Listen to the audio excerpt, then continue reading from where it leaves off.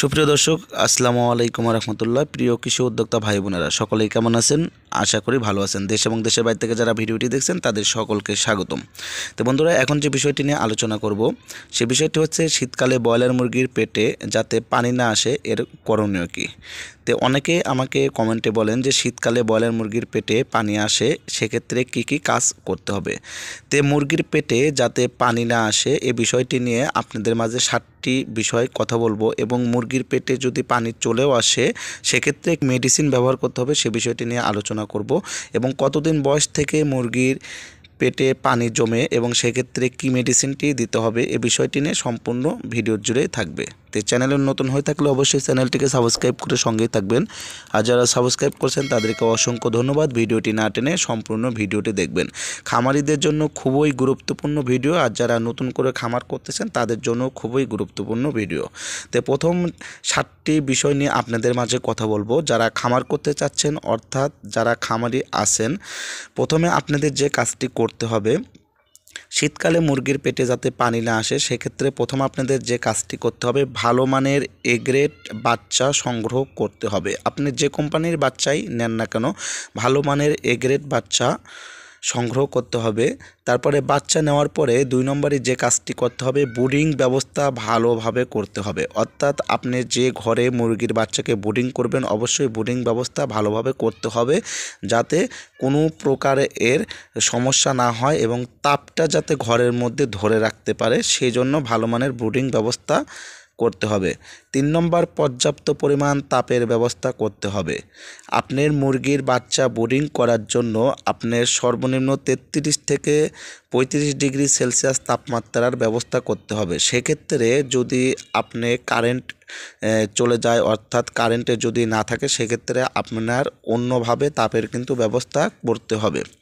তারপর 4 নম্বরে, লিটার পরিষ্কার রাখতে হবে। লিটার যদি নষ্ট হয়ে যায় এবং লিটার যদি ময়লা হয়ে যায় এবং পানি পড়ে ভিজে যায়, অথবা অধিক পরিমাণে মুরগি পায়খানা করার ফলে যদি লিটার নষ্ট হয়ে যায়, সেক্ষেত্রে লিটার সবসময় পরিষ্কার এবং শুকনো রাখতে হবে, যাতে লিটার থেকে কোনো প্রকারের অ্যামোনিয়া গ্যাস তৈরি না হয়। 5 নম্বর, অক্সিজেন সরবরাহ নিশ্চিত করতে হবে। খামারের মধ্যে যদি কোনো প্রকারের অক্সিজেনের বাধা পায়, সেক্ষেত্রে মুরগির লিটার থেকে অ্যামোনিয়া গ্যাস হবে, সে গ্যাসের থেকে মুরগির পেটে পানি জমার সম্ভাবনা থাকবে। সেক্ষেত্রে মুরগির খামারের অক্সিজেনের সরবরাহ নিশ্চিত করতে হবে।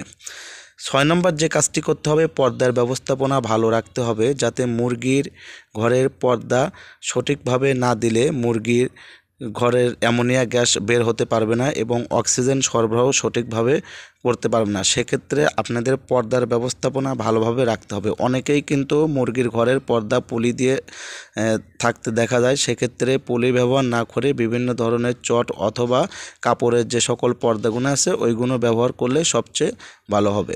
তারপরে মুরগির সঠিক ওজন নিয়ে আসতে হলে মুরগির ওজন বৃদ্ধির জন্য ভালো মানের খাদ্য ব্যবস্থাপনা করতে হবে। সেক্ষেত্রে মুরগির কিন্তু দ্রুত ওজন বৃদ্ধি হবে।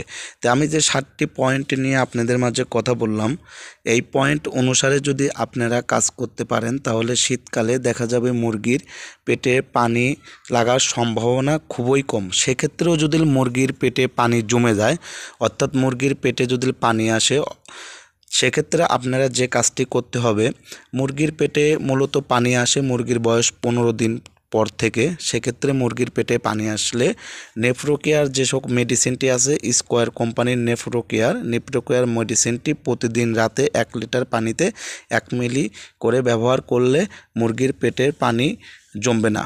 আর অবশ্যই যে 7টি বিষয় নিয়ে আলোচনা করলাম, অবশ্যই এই 7টি বিষয় যদি আপনারা ভালোভাবে মেনটেন করেন তাহলে অবশ্যই মুরগির লিটার ভালো থাকলে, মুরগির তাপ ভালো থাকলে এবং এ গ্রেডের বাচ্চা থাকলে অবশ্যই মুরগির পেটে পানি জমবে না। তো বন্ধুরা, পরবর্তী ভিডিওটি পাওয়ার জন্য অবশ্যই আমার চ্যানেলটিকে সাবস্ক্রাইব করে সঙ্গে থাকবেন, আর যে কোনো বিষয় জানতে হলে অবশ্যই কমেন্টে বলবেন। তো সকলে ভালো থাকবেন। আল্লাহ হাফেজ।